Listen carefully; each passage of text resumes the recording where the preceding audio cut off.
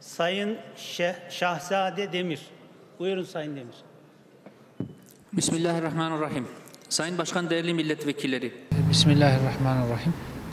Şimdi maalesef Türkiye'de halen mülakat sorunu ve güvenlik soruşturmaları sorunu devam ediyor.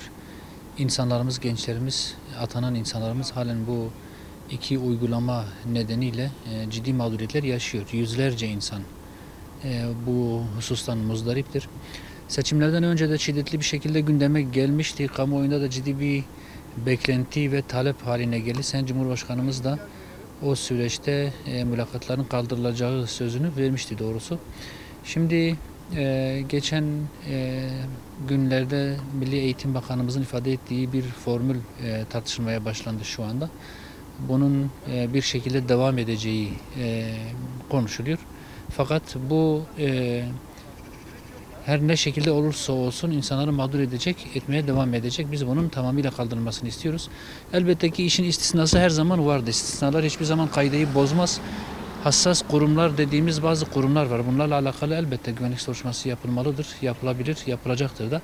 Fakat bunun genelleştirilmesi, bütün kurumlara, bütün memur alımlarına yayılması çok ciddi bir mağduriyet sebebidir. Bunun bu şekilde devam etmemesi lazım. Yıllardan beri konuşulan bir durum, bir sorun ve bu halen devam ediyor.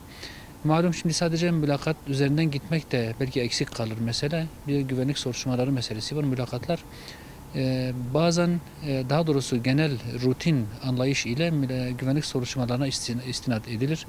Güvenlik soruşturmaları da istihbarat örgütlerimizden gelen bilgiler doğrultusunda yapılır. Bu arşiv kayıtları olarak ifade edilen bu sistemde kişilerle alakalı devlet hafızasında neler varsa bunlara bakılır, GBT'sine bakılır ve bunlar kurumların önüne konulur. Fakat devlet hafızasını hepimiz biliyoruz, hep söyledik, bir kez daha söylemekte de yarar görüyoruz. 28 Şubat sürecinde oluşturulan, daha sonraki süreçlerde FETÖ'nün oluşturduğu çok manipüle edilmiş bir devlet hafızası var. Oradaki bilgiler sağlıklı değildir. Taraflı ve manipüle edilmiş bilgilerdir. Daha çok mütedeyyin, muhafazakar insanların hedefe konulduğu, fişlendiği ağır süreçler yaşadık ve bu süreçlerde yapılan fişlemeler de olduğu gibi duruyor. Bu güvenlik soruşturmaları da bunlara istinad edilerek yapılan soruşturmalardır. Kurumlar da bunlara esas alarak insanları görevlerinden alıkoyabilmektedir. Bunun ötesinde bu devlet hafızası bu anlamda temizlenmeden kirli, manipülatif süreçlerden arındırılmadan güvenlik soruşturmalarının sağlıklı olmayacağını hepimiz biliyoruz. Bunun da ötesinde şu anda uygulanan mülakat sistemi şeffaf değildir, denetime açık değildir. Neye göre yapıldığı, nasıl yapıldığı tam olarak bilinmiyor.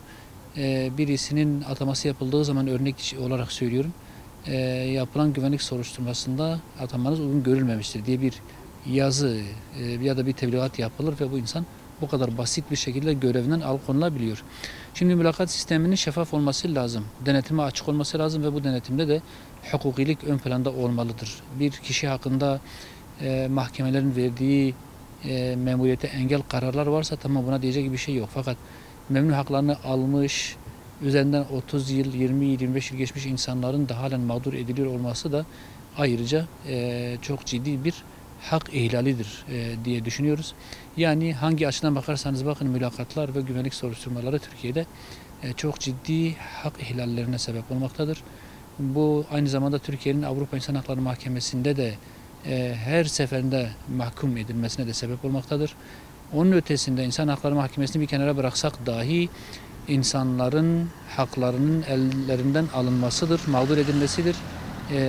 Çoluk çocuklarının mağdur edilmesidir. Bu şekilde devam edilmemeli ve insanlar artık bu noktada mağdur edilmemeli, bu mağduriyetler engellenmelidir.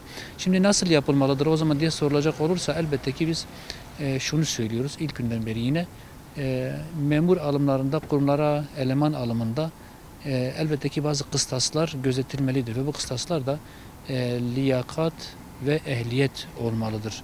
Liyakat ve ehliyet sahibi insanlar muhakkak alınmalıdır. Onun ötesinde 20 yıl, 30 yıl, 40 yıl önce var olan kirli bilgiler ya da tasdik edilemeyen, teyit edilemeyen bilgiler üzerinden ya da işte art niyetli, taraflı, ideolojik hareket eden insanların yaptıkları fişlemeler nedeniyle insanların mağdur edilmesi insanlık anlamında, vicdan anlamında hakikaten bizi de rahatsız ediyor, insanları da mağdur ediyor. Bu şekilde devam edilmemelidir diye düşünüyoruz. Mülakat ve güvenlik soruşturması insanları mağdur etmeye devam ediyor. Artık Türkiye'de liyakat ve ehliyet esas alınmalıdır. Hassas kurumlar istisna olmak üzere güvenlik soruşturmaları istismale mahal bırakmayacak şekilde şeffaf ve denetlenebilir kriterlere bağlanmalıdır. Türkiye'de artık daha fazla insanlar mağdur edilmemeli, liyakat ve ehliyet ön plana çıkarılmalıdır. Bu seçim sürecinde aynı zamanda Sayın Cumhurbaşkanımızın da vaadidir. Saygı ve sevgilerimle.